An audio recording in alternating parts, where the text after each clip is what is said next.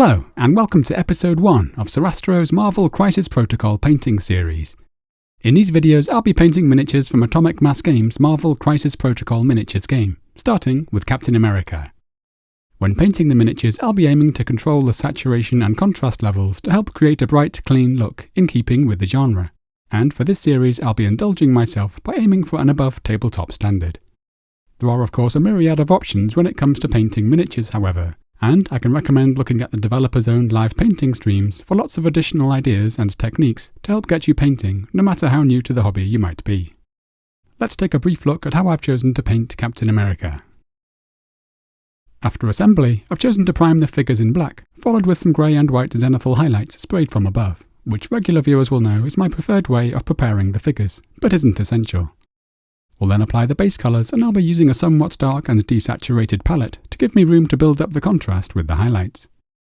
We can then provide the highlights to create a nice sense of volume and punchy level of contrast. For the finishing touches, I'll be having some fun adding reflections to the shield, and I'll be painting the base to match my terrain. Let's begin.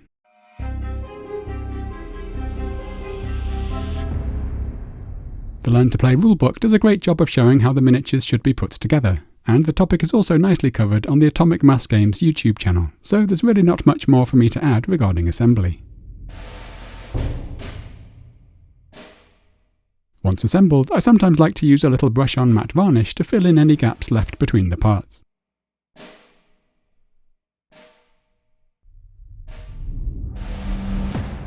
If for any reason you end up with anything larger than a tiny gap, such as I did here, we could use some green stuff instead. After some deliberation, I decided to glue the figures to the bases now rather than later, and although I used plastic glue to assemble the figures, I actually found that superglue gave a stronger bond when gluing the figures down. Next I'm going to prime the entire set in black with the airbrush using Badger's Stynel Res Black Primer, although a spray can would also be fine.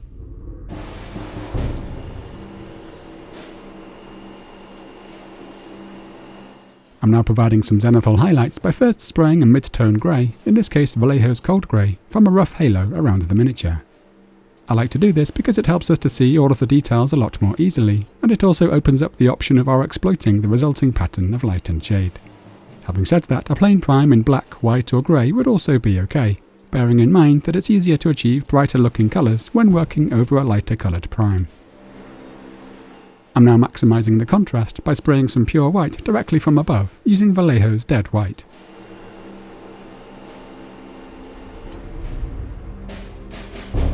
With that done, we're now ready to start painting.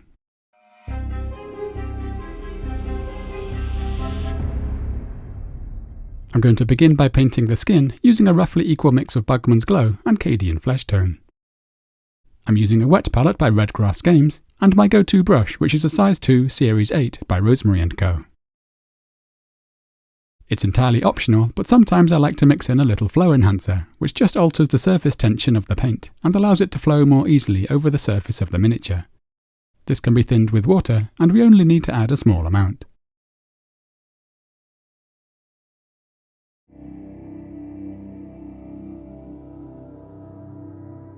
With most of these base colours, I'm looking for a fairly opaque finish.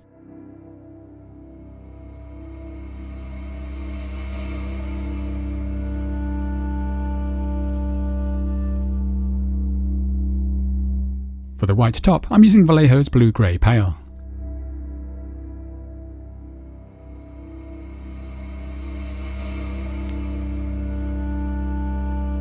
I'll be painting the red stripes on in a moment.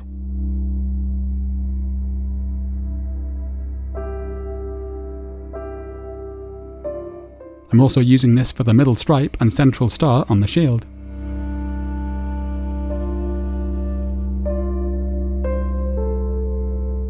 As well as the wing motif, A symbols, and the star on the chest.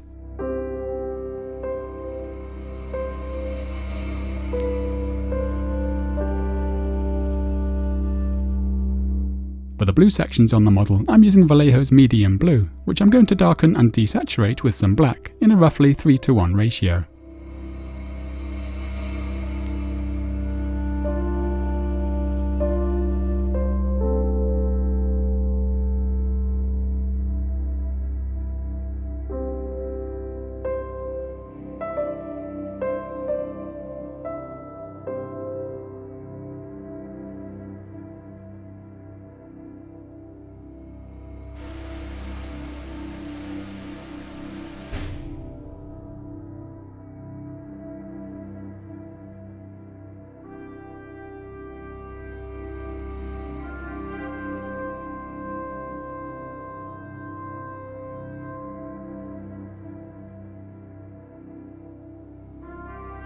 And for all of the red areas, I'm using Mephiston Red, which I'm also darkening down with a little black.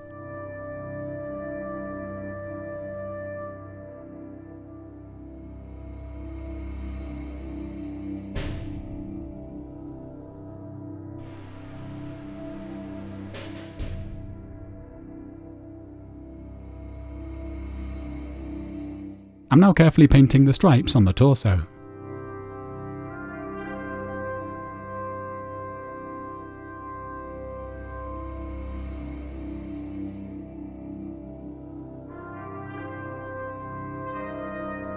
And here I'm painting the inner and outer rings of the shield.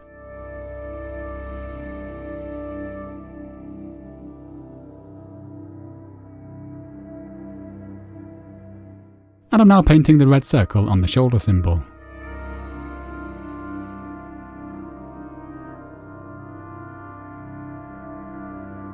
I generally like to make corrections as I go. For all of the areas of brown leather, I'm using Rhinox Hide.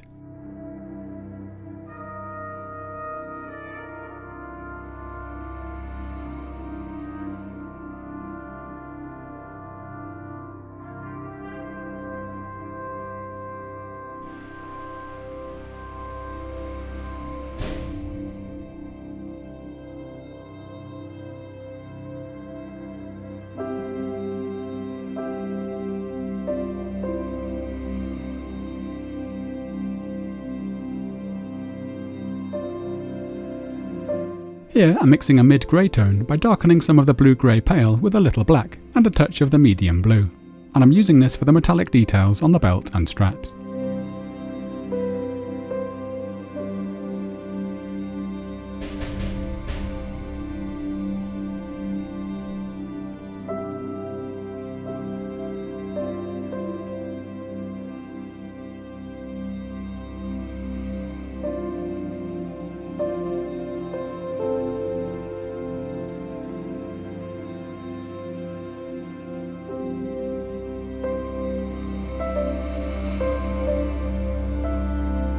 Before beginning the highlights, I've chosen to use a roughly 2:1 mix of Nuln Oil and Agrax Earthshade to shade the straps and buckles to help boost the definition.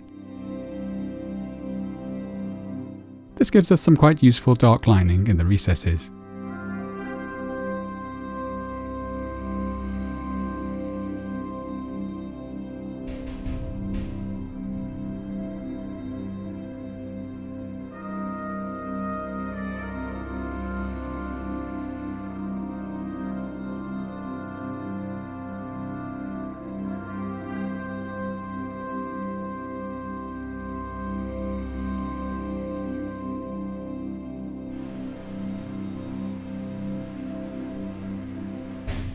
We're now ready to add the highlights.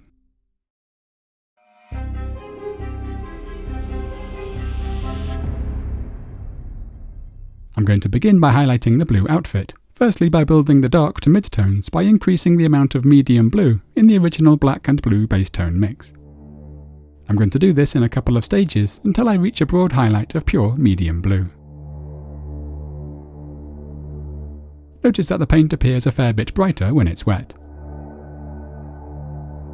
You can see I'm covering most of the suit, but leaving some dark lining in the creases and joins.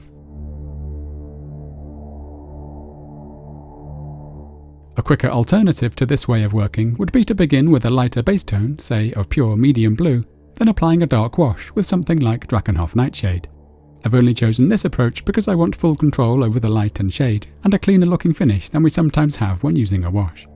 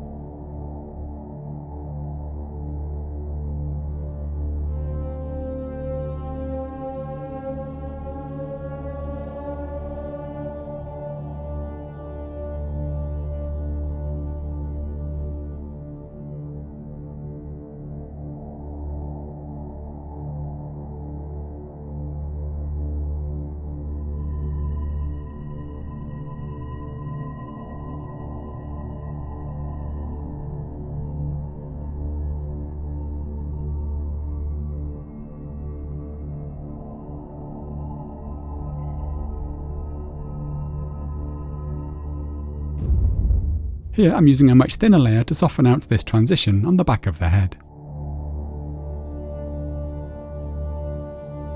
I'm now using pure medium blue, and because I know how bright I'm intending to go, I'm still keeping the highlights pretty broad to give me room to push things further in a moment. If we accidentally go over any of these dark lines, we can draw them back in.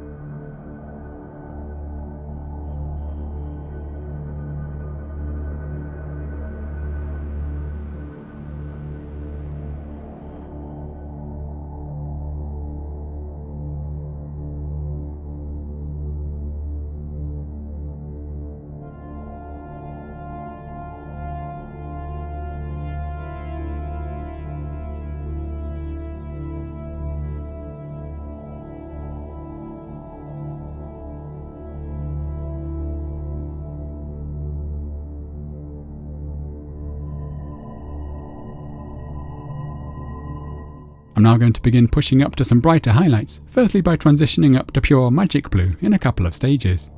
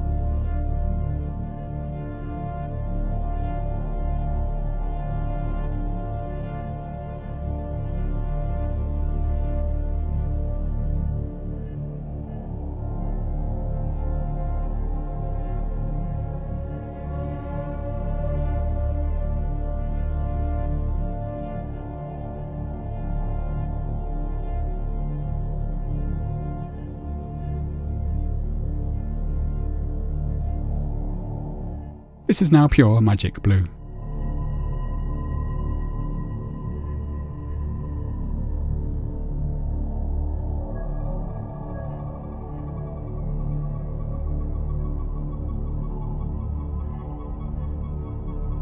Here I'm once again thinning the paint down a fair bit to help blend the transition on the back of the head.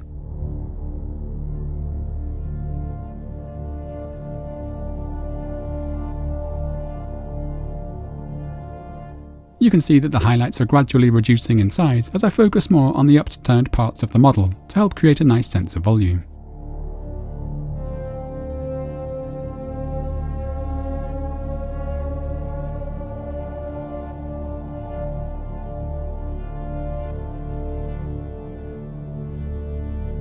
Here I'm just feathering the edge of this transition with a damp brush.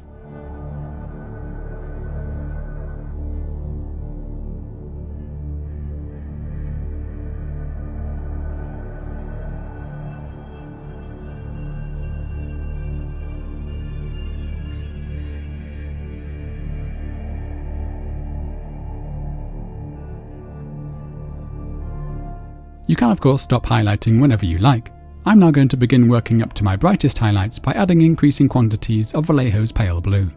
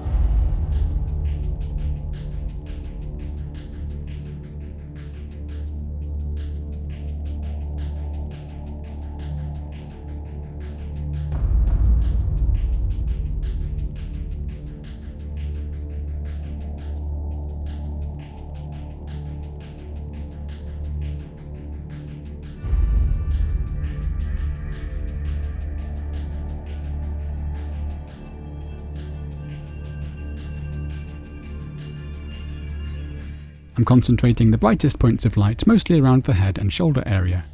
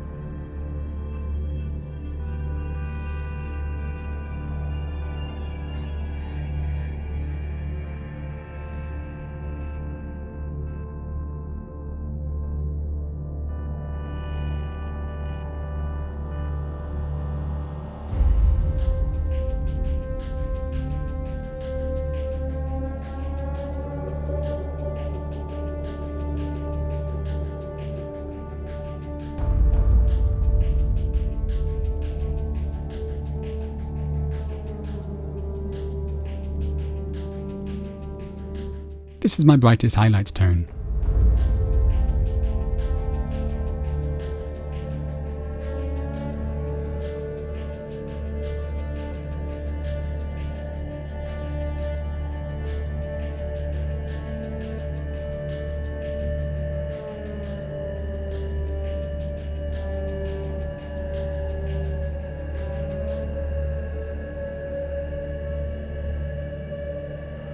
I'm now going to move on to the red sections of the outfit, and I'll be starting by building up from the base tone to a broad highlight of pure Mephiston Red.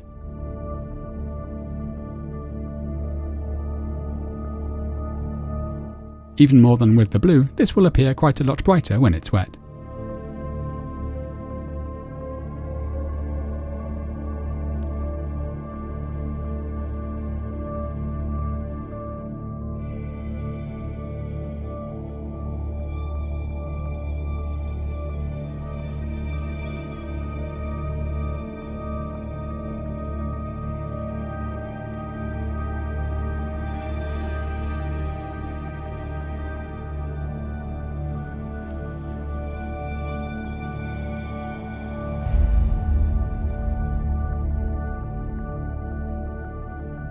This is now pure Mephiston Red.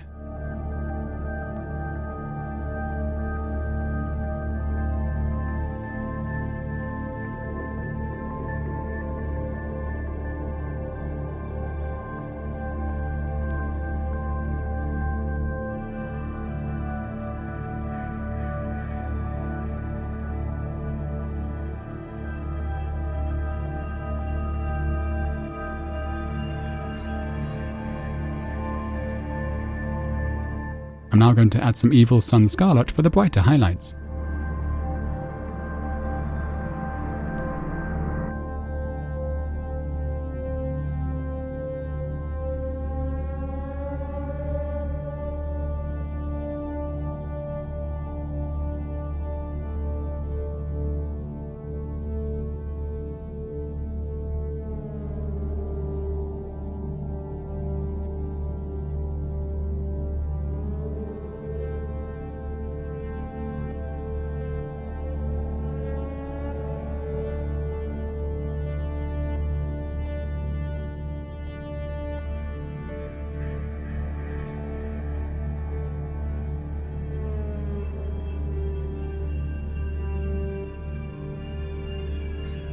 This is now pure Evil Sunz Scarlet.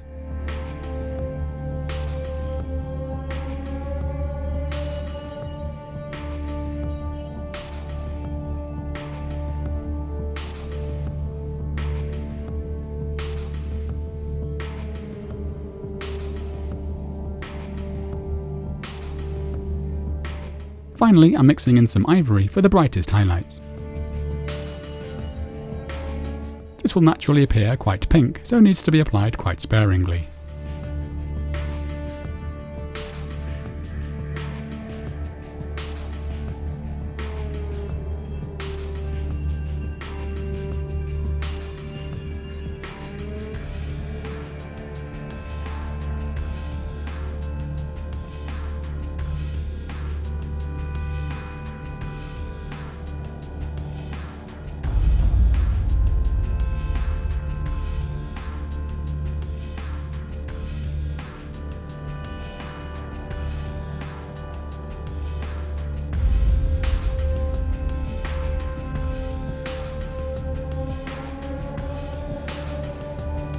And I almost forgot to highlight the glove hiding under the shield.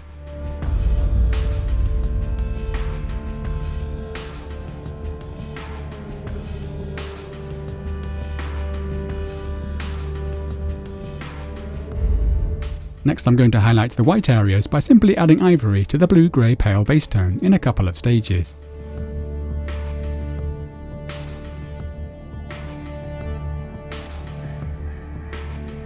Notice that the colours I've picked give us a subtle shift in colour temperature from the cooler grey base tone to the slightly warmer Ivory.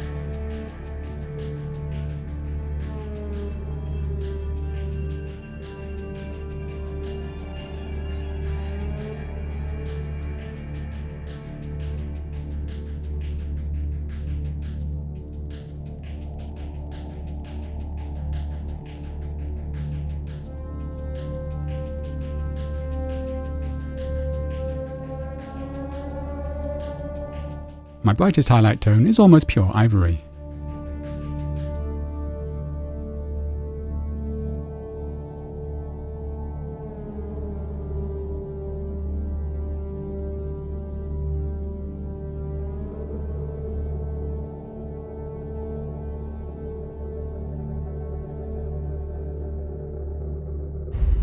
With the main areas of the model complete, I'm now moving on to the brown leather, and will be adding XV88 to the Rhinox Hide base tone, followed with a little Ivory for the brightest highlights. Here I'm adding the XV88 to the Rhinox Hide in a couple of stages.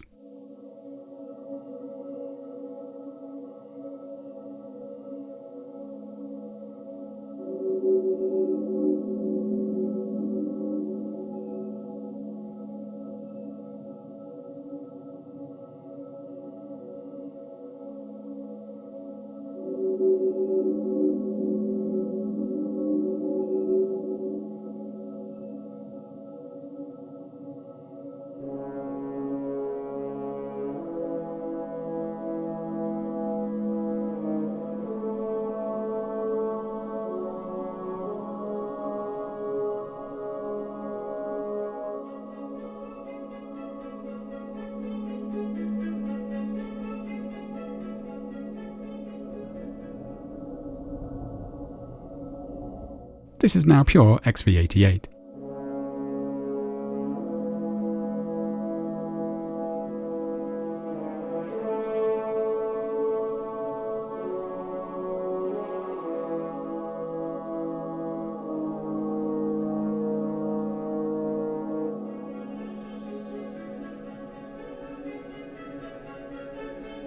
And I'm now mixing in some Ivory for the brightest highlights.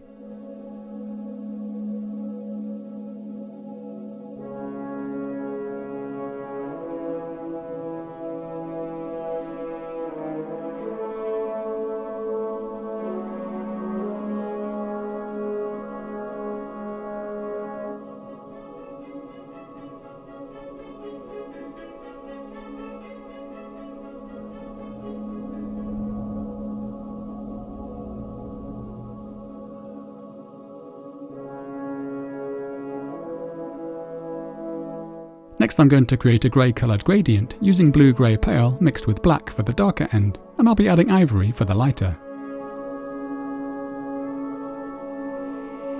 I'm now using these tones to paint the metallic details on the outfit.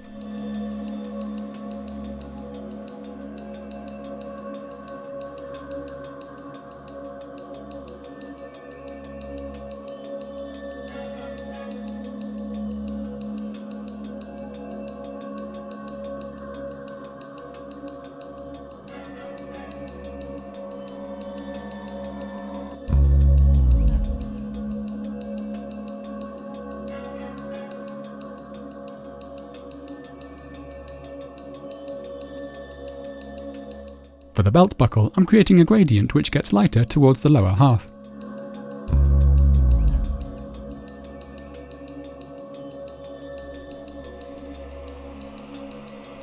And I'm placing quite a strong highlight along the upper edge.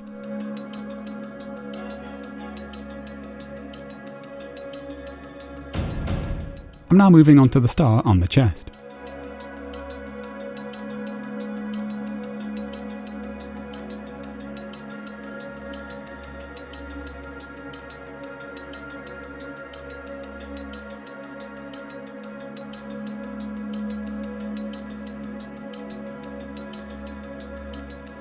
Finally, I'm going to highlight the skin, firstly with some Cadian Fleshtone.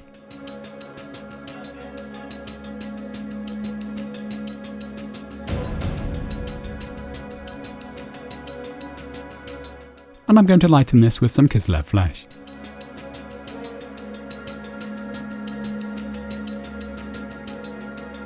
Notice I haven't bothered painting the eyes since they're so overshadowed by the mask. Here I've chosen to bring a little depth to the shadows with some Reikland Fleshshade, which I'm thinning with some medium. It's mainly the lips and the shadow beneath the cheekbone I want to hit with this.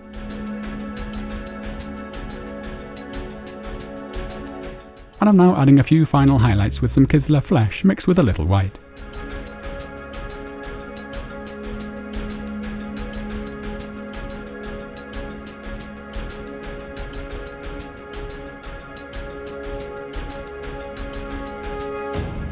We're now ready to add some finishing touches. I'm now going to add some highlights and reflections to the shield using the same colours already used elsewhere on the model. Therefore, I'm using Mephiston Red mixed with a hint of black to begin placing a radial highlight on the red bands of the shield.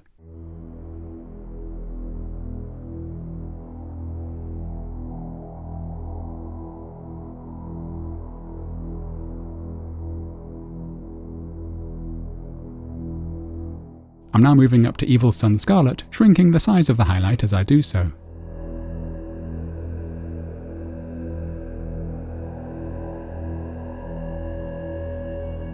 And here I'm adding some ivory.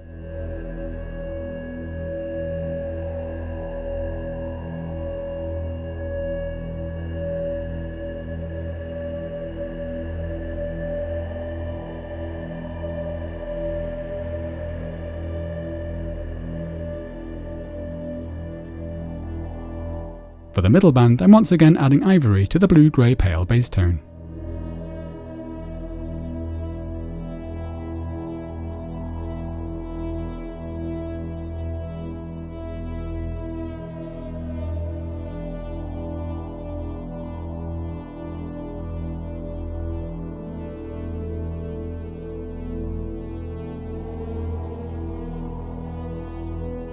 I'm also adding some white for the brightest highlights.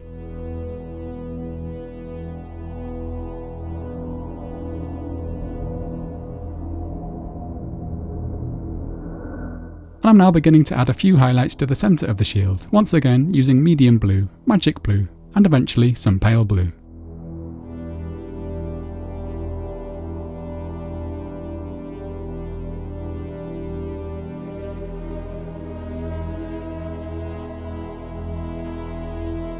I'm now adding some additional radial highlights in the same way elsewhere on the shield.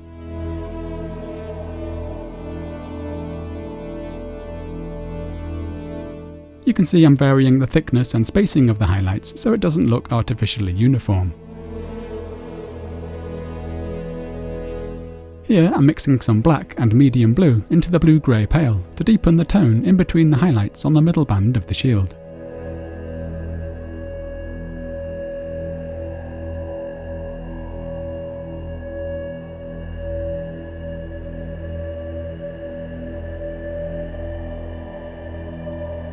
I've now chosen to boost the levels of blue further by glazing some of the medium blue into these shadows.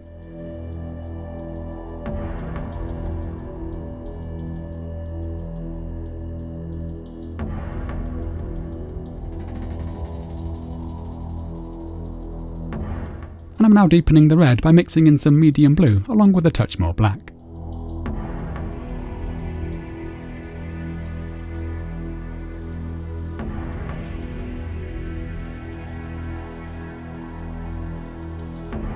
I'm now playing with these various elements until I'm happy with the overall look.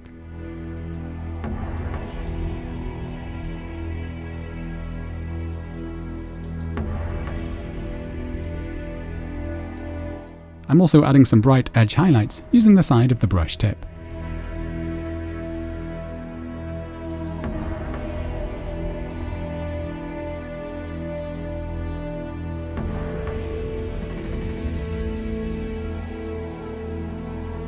I'm now highlighting the central star by providing a gentle gradient on the flat surface, along with a few sharp edge highlights.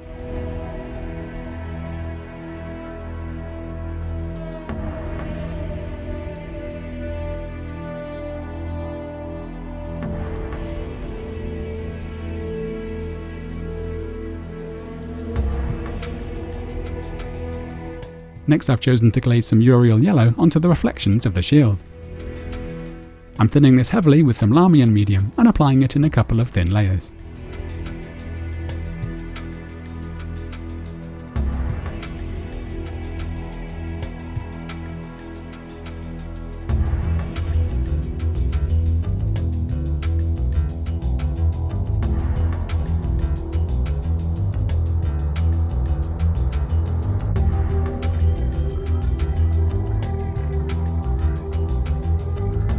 To finish the shield off, I'm adding a few final highlights using Ivory mixed with white.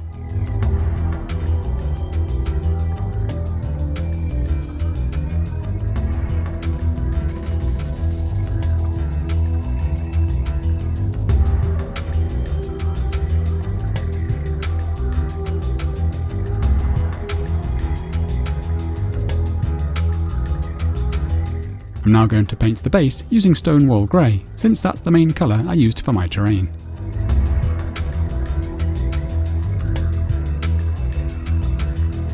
I might mix in a little black for the more shadowed areas.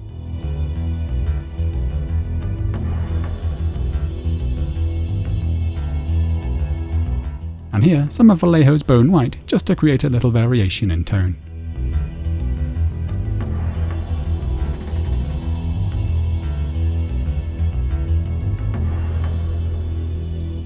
After painting the grate with a mix of Rhinox Hide and black, I'm now shading it down with some Nuln Oil. And here I'm using some thinned Nuln Oil to shade the rest of the base to bring out the cracked texture.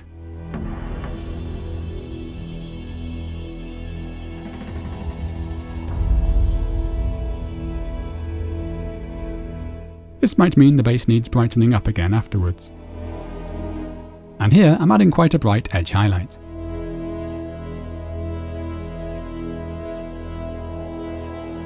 I'm now using a combination of felt tip pens and the brush to add some general stains and chewing gum marks.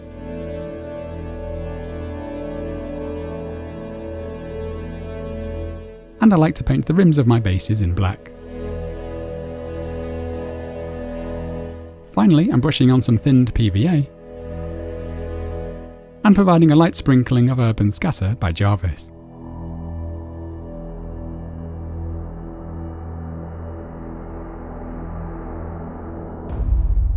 And this completes Captain America. Thank you so much for watching. I hope you've enjoyed the video. Please note you'll find a full product list in the video description below, along with links to where I can be reached on Instagram, Facebook, Spotify and Twitter. My most sincere thanks go to the kind patrons who fund most of my work. Each episode takes up to 60 hours to produce, which I simply couldn't do without their support. If you'd like to help me continue producing these videos, then do please consider signing up to become a patron and pledging what you can.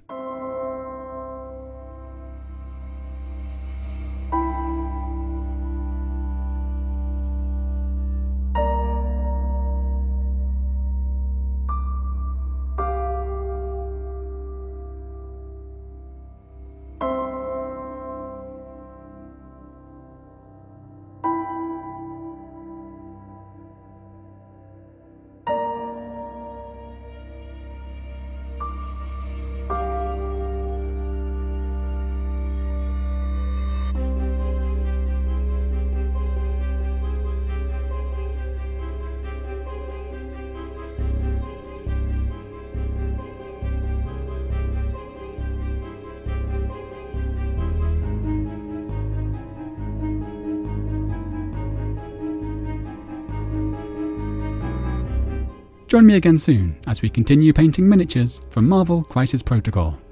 Happy painting!